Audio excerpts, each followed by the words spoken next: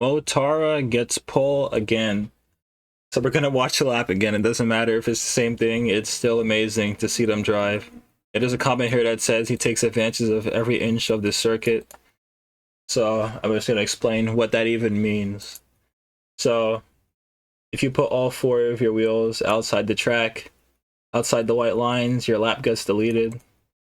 So just keep that in mind here. As soon as the lap starts, this is a left-hand turn, so you want to get to the right-hand side without losing any speed, so you kind of just drift over there. You don't want to like do a 90-degree turn into it. You want to just kind of slowly slide to the right so you can keep your foot down on the gas, on the electric. See, and then he says he's using every inch of the track because he put his wheel over the white line here. Because it's optimal to just be as close to the wall as possible. So you just turn in, so you can turn in left as fast as possible. So he doesn't care how risky it is. It's better to put your wheel there.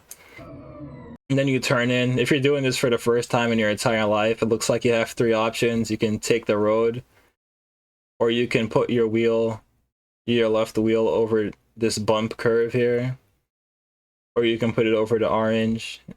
But if you put it over the orange, you kind of waste time because your car's going to fly up, but you can get away with putting it on the curb, and you kind of just roll over it smoothly, and you cut the track more, because ideally you would just go like this. You would literally just drive over the whole thing, but you can't do that because you got to keep all four wheels in the lines, not out.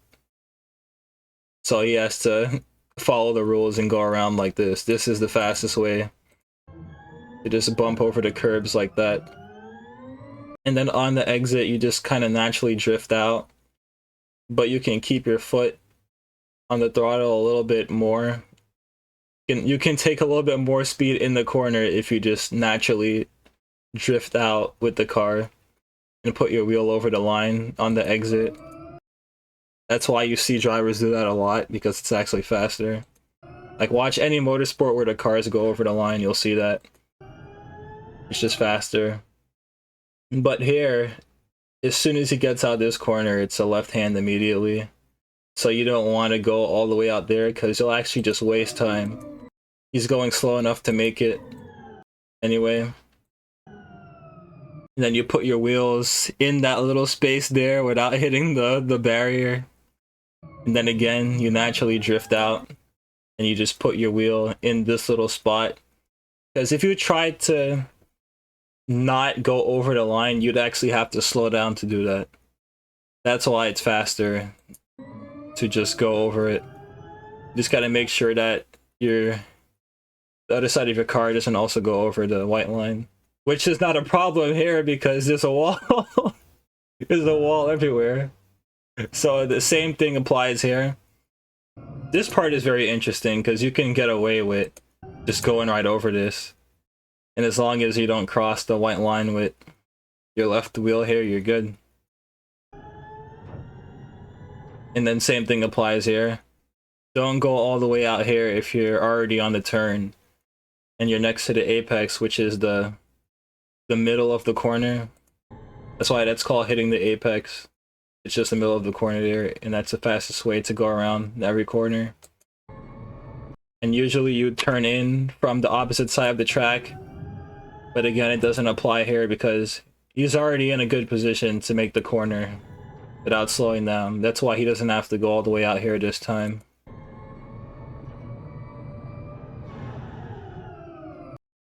Yeah, he could have actually got away with going a little bit closer, but you know, when you're actually the one driving the car, you know, it's very, very difficult, insanely difficult to do all of this perfectly.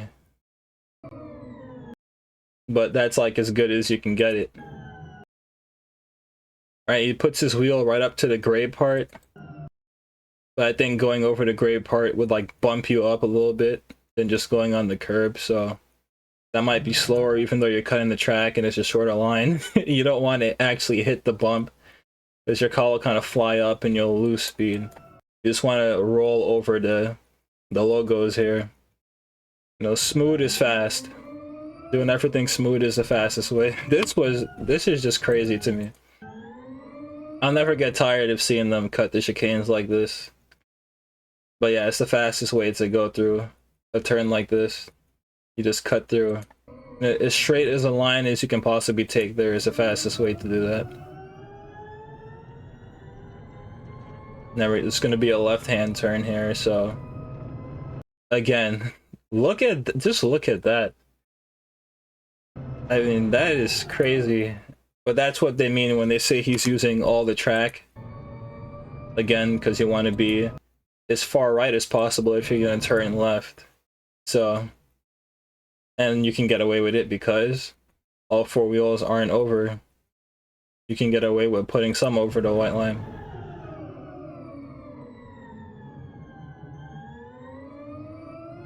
And the exit, that's where you hit the wall because you just naturally drift out. In the last pole position lap, you hit the green wall there.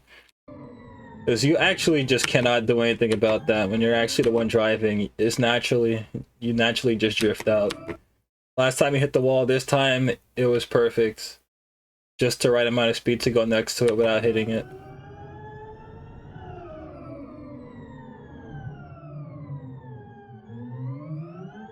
Same thing here. Right next to the walls again. And he puts his car